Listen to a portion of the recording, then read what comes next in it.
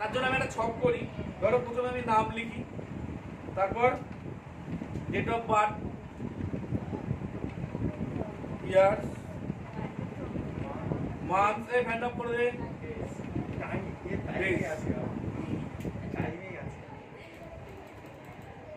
হয়েছে? তাহলে ধরে আমি বড় করলে ইচ্ছা মতো বড়ও করে ফেলতে পারি, ঠিক আছে? এই যে সেন্টার অ্যালাইনমেন্ট, এখান থেকে তুমি লেখাগুলোকে বক্সের মাঝখানে দিতে পারো, হয়েছে? আচ্ছা, এরপরে আসছি নেম। এখানে কার কার করবো? একজনের করি, প্রিন্স স্যার, একটা ছেলে একটা ছেলে। চলো প্রিন্সেরই করি। প্রিন্সের date of birth 23rd August 1996. 23rd August. তাহলে এখানে আমাকে আগে মাস দিতে হবে, তাহলে 8ই অগস্ট 23 1996। হ্যাঁ, 1996 হলো। তাহলে কি লিখেছি? আগে লিখেছি মাস, এর মরাচ্ছে স্যার। তারপর ডেট, সাল। সাল। তবে মাথায় রাখবে, আমি যেমন দেখলাম এর আগের ক্লাসে ওরা ডেটের ফরম্যাটে দিয়েছে উল্টোটা, ব্যাকস্ল্যাশ দেয়, এই দিয়েছে। এইভাবে দেয় কেউ, মানে এইভাবে কেউ দেয় ডেট লিখে, এইভাবে এইভাবে দিলে ওটা ঠিক করে নেবে। এবার ইয়ার্সের এখানে এসে আমার সূত্র লিখতে হবে। কি লিখতে হবে? ইজিক্যাল টু, সমান সমান দিয়েই লিখতে হবে সূত্র, নাহলে কিন্তু কাজ করবে না। ইজিক্যাল টু ডেটেড ইফ, কি করলাম? Dated if first bracket open করে যে সেলটায় তোমার ডেট অফ বার্থ আছে, প্রিন্সের ডেট অফ বার্থ আছে B2 তে, দেখো, তাহলে B2 কমা টুডে। কেউ হয়তো এখান থেকে শুরু করেছো, তার ডেট অফ বার্থ আছে এই ঘরটায়, তাহলে হবে D6, সে B2 লিখে চাইছো, স্যার হচ্ছে না হচ্ছে না হচ্ছে না। এটা কোনটা নয়, ডেট অফ বার্থ যে সেলটায় আছে সেই সেলটা, সেটা B2 হতে পারে, B3 হতে পারে, যেখানে তুমি লিখবে ডেট অফ বার্থ সেই ঘর।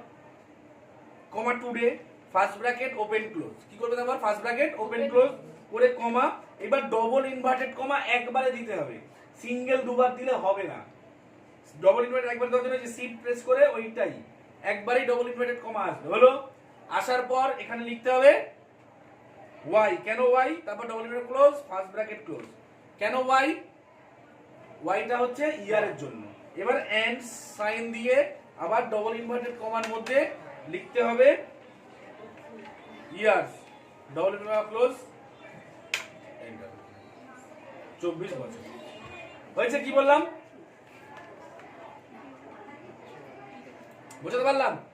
তোমাকে এই সূত্রটা কিন্তু মুখস্থ করতে হবে। কেউ হয়তো নাড়াচ্ছ, ভিডিওটাও নড়ছে। এবার এইটাকে করতে হবে আমায়, আমি কপি করে নিচ্ছি। আমাকে একই লেখা মাসের এখানেও লিখতে হবে। কি বললাম? একই লেখা মাসের এখানেও লিখতে হবে। এখানে শুধু হবে YM, এখানে হবে YM, আর ইয়ার্সের এখানে লিখতে হবে মান্থ। হয়েছে? তাহলে দেখো মান্থ চলে আসবে। আচ্ছা, এখানে যদি আমি YM না লিখে শুধু M লিখতাম তাহলে কি হতো? ওর টোটাল কত মাস বয়স সেটা বলে দিত, 290 মাস। বোঝা গেল? ডেজ এর এখানে এসে Y এর জায়গায় লিখতে হবে MD। কি লিখতে হবে? MD। আর ইয়ার্স এর এখানে লিখবো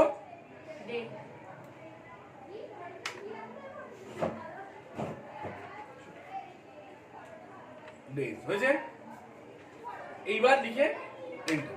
আর যদি আমি এখানে শুধু MD না লিখে শুধু ডি লিখতাম তাহলে ওর বয়স যত দিন সেইটা দেখিয়ে দিত। বোঝা গেছে?